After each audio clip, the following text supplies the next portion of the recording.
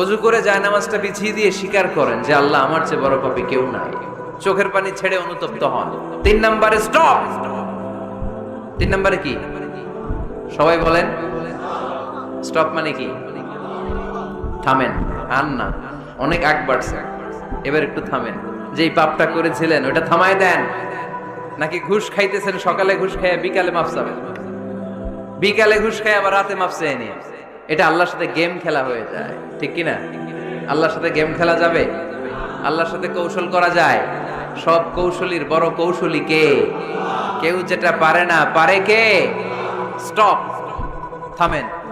Two stop what you have committed from sins, যে পাপ আপনি করেছেন এটা থামায় দেন, আর ওটা করা যাবে না।